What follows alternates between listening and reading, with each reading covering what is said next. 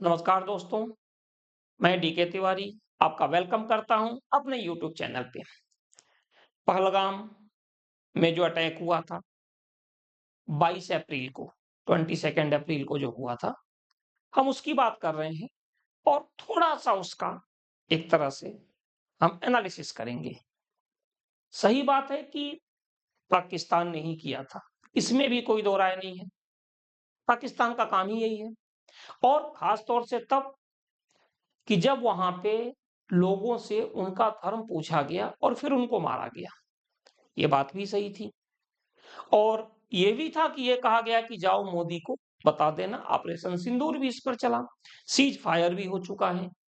फिर हम यहाँ पर क्यों जा रहे हैं उसकी हम बात करने के लिए। तो देखिए, सिंपल एक चीज है कि ऐसा क्यों हुआ। अगर ये देखा जाए तो कहते हैं प्रथम दृष्टया ये दिख रहा है कि ये एक इस्लामिक आतंकवाद है, जो बिल्कुल है।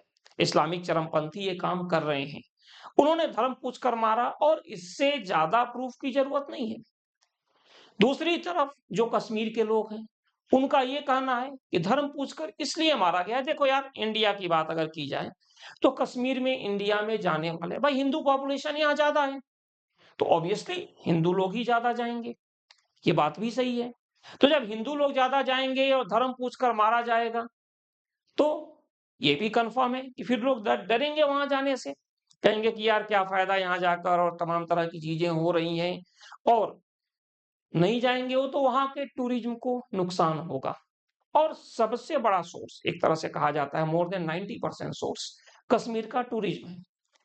वो इफेक्ट होगा और हुआ भी। लेकिन दिखाया गया कि हाँ भाई ये इस्लामिक एक्ट है, और जो कि मैंने फिर कहूंगा अपनी बात को कि बिल्कुल है। अगर धर्म पूछकर उन्हें मारा जा रहा है, मारने वाले मुसलमान हैं और धर्म हिंदू का पूछा जाएगा, तो ऑब्वियसली उसको इस्लामिक टेररिज्म कहा जाएगा। ऐसे ही आप ये सोचिए कि अगर कोई हिंदू है और किसी मुस्लिम का धर्म पूछकर उसको मार रहा है तो हिंदू आतंकवाद होगा। अगर कोई क्रिश्चियन है, किसी मुस्लिम का धर्म पूछकर उसको मार रहा है तो क्रिश्चियन आतंकवाद होगा। तो ये एक तरह से चीजें देखने के बाद हम इस निर्णय पर पहुंच जाते हैं, डिसीजन हमें मिल जाता है कि हाँ भाई यही चीज है। ये बात भी सही है।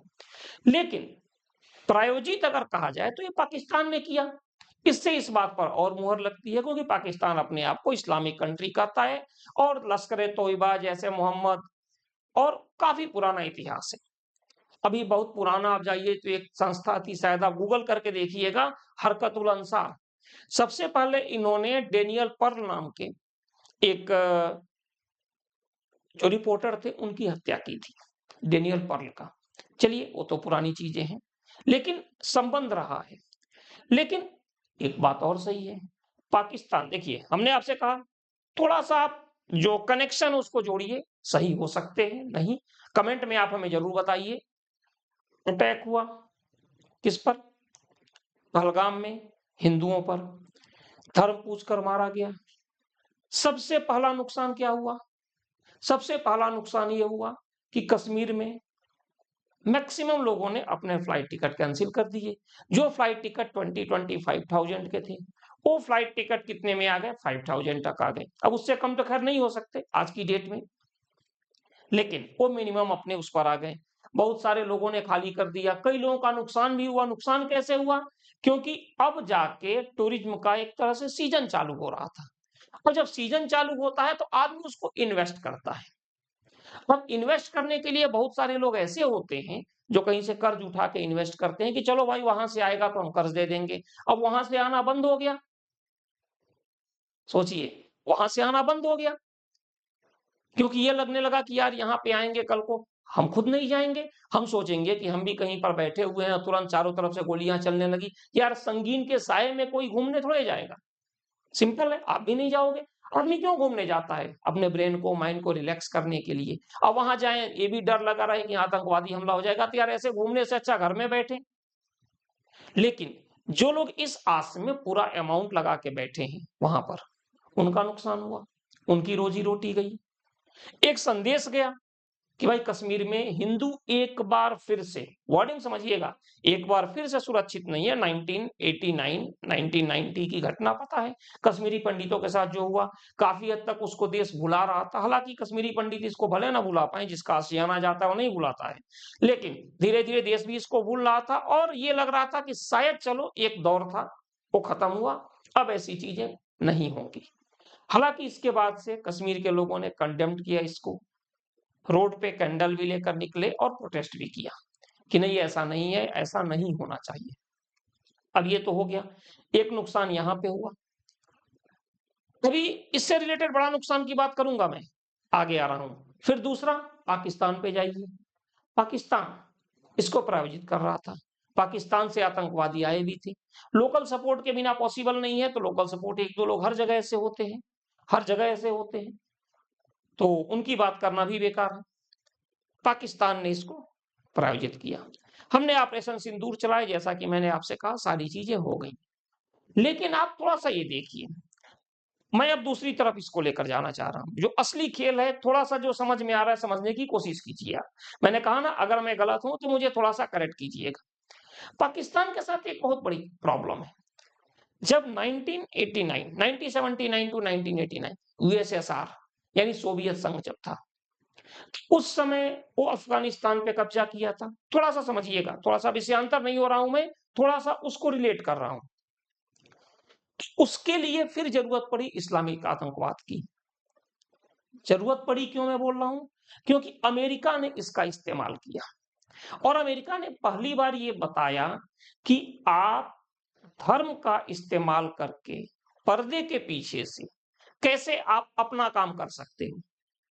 इन्होंने तालिबान को तैयार किया, सब जानते हैं अमेरिका ने तैयार किया, लेकिन अमेरिका सीधे तो कर नहीं सकता था, क्योंकि अमेरिका के ऊपर स्टैंप लगा है क्रिश्चियन कंट्री का। देखो, अपने आप को धर्मनिरपेक्ष हो भी कहें ठीक है, लेकिन ठप्पा तो लगा है, किसका लगा है? क्रिश्चियन कंट्री का, अमेरिका के ऊपर। अमेरिका तो कर नहीं सकता, फिर उसे किसकी जरूरत पड़ी? पाकिस्तान की। सऊदी अरब भी फंडिंग कर रहा है।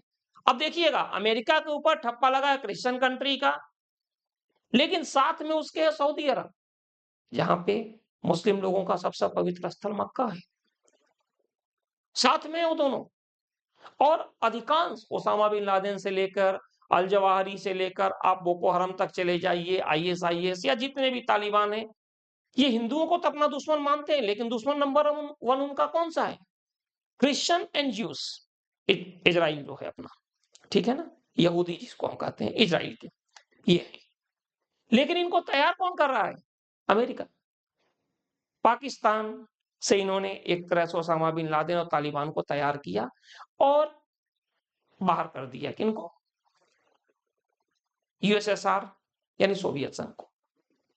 अमेरिका ने पहली बार एक तरह से एक लेबोरेटरी थी ये, जहां से ये बताया गया कि हाँ, इनको इजिली, मुस्लिम लोगों को रेडिकलाइज इजिली किया जा सकता है, खासतौर से तब जबकि ये माना जाता है कि इनमें शिक्षा का स्तर बाकी लोगों के रिस्पेक्ट में कम है।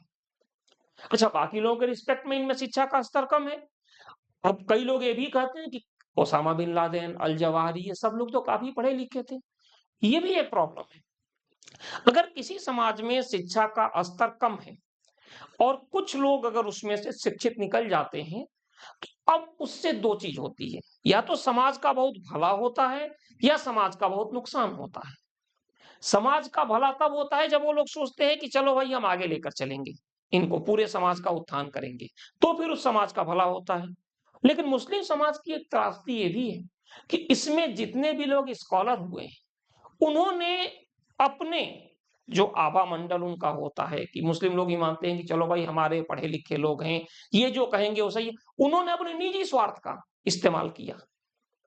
ओसामा बिन लादेन ने भी यही किया, अपने निजी स्वार्थ का इस्तेमाल किया और लोगों को संदेश देने लगा, जो भी आयत है कुरान की उसको कोट करके।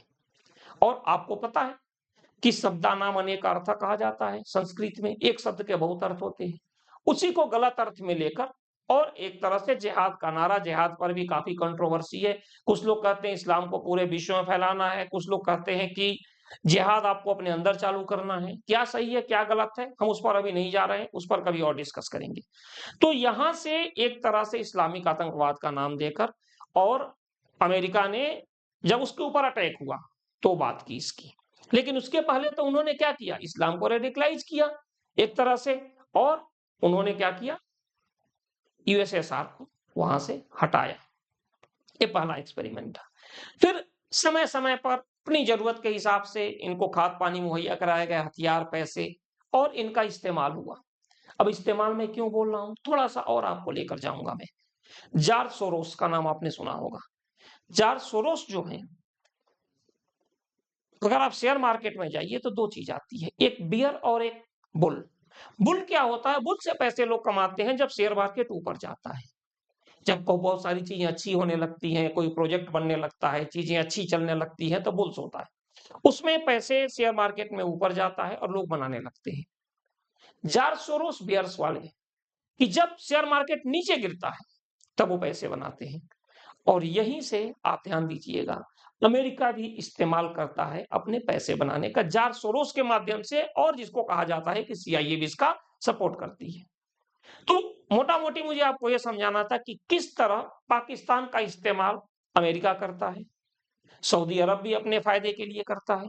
सऊदी अरब अपने यहाँ किसी आतंकी को फंडिंग नहीं करता, लेकिन पाकिस्तान में जो आतंकी है उनको सऊदी अरब वहां से फंडिंग करता है। तब आप समझ रहे हो पाकिस्तान कैसे एक तरह से कठपुतली है, पैसा दो, अपने हिसाब से काम करो। आते हैं 22 अप्रैल से थोड़ा सा पहले पहलगाम अटैक के।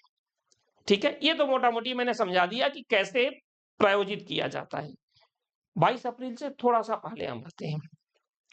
अमेरिका से टैरिफ वॉर ट्रंप और शी जिनपिंग के बीच में चालू हो गया, चाइना के बीच और अमेरिका के बीच। इस टैरिफ की वजह से चाइना में जो कंपनीज हैं उन्हें प्रॉब्लम्स हुई, होनी है, क्यों नहीं होंगी भाई। अगर मान लीजिए कि प्रोडक्शन के बाद अगर टैरिफ लग गया तो फिर उन्हें प्रॉफिट क्या होगा। तो उनकी सोच थी एक तरह से, काफी हद तक इन सब का एक तरह से माइंड सेटअप हो रहा था कि अब हमें क्या करना है कि हमें इंडिया में अपना सेटअप कर लेना है, क्योंकि कहीं ना कहीं ट्रंप इंडिया को थोड़ा सा रिलैक्स देने के मूड में था। और इंडिया बाजार भी बहुत बड़ा है, इंडिया काफी बड़ा बाजार है, इसका भी फायदा मिलता। अब ये चीज चाइना को लगा कि यार चाइना ऐसे ही समय काफी प्रॉब्लम से जूझ रहा है, और अगर इसी टाइम टेस्ला, एप्पल, ये सब जितनी कंपनीज हैं अगर चाइना से शिफ्ट करती हैं इंडिया की तरफ, तो क्या स्थिति होगी। एक तो इंडिया ऊपर जाएगा, जो चाइना अपने आप को दिखा रहा है बहुत बड़ी अर्थव्यवस्था, उसकी अर्थव्यवस्था का नुकसान होगा। और दूसरा दूसरा चाइना नीचे जाएगा ऑब्वियसली।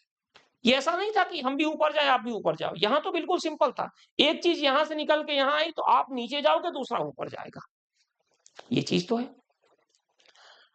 लेकिन जो भी इन्वेस्टर्स हैं, आप बताइए, मैंने अभी कहा संगीन के साये में आप टूरिज्म को देख रहे हो, पॉसिबल नहीं है। संगीन के साये में बिजनेस भी पॉसिबल नहीं है। अटैक हुआ पहलगाम पे, और ये मैसेज देने में काफी हद तक पूरी दुनिया को पहलगाम का जो अटैक हुआ ये कामयाब रहा कि भारत इतना सुरक्षित नहीं है। डिस्क्रिमिनाइज कर लीजिए उसको कि भाई ऐसा नहीं है, कश्मीर तो शुरू से अशांत रहा है, मत आप कश्मीर में प्लांट लगाओ। लेकिन आदमी तो आप बताइए जो बाहर का है, जो सोचेगा वो कश्मीर थोड़ा सोचेगा, वो तो सोचेगा इंडिया की बात है। और ये खेल हुआ, नाम इस्लामिक आतंकवाद का, प्रायोजित किया पाकिस्तान ने, फायदा किसका हुआ, चाइना का। और इसमें यूएस भी कम नहीं है। फिर अटैक हुआ, शेयर मार्केट गिरे, जार सोरोस तो बैठे हैं। खेल बड़ा है, मैं बार बार कहता हूं, समझने की जरूरत है।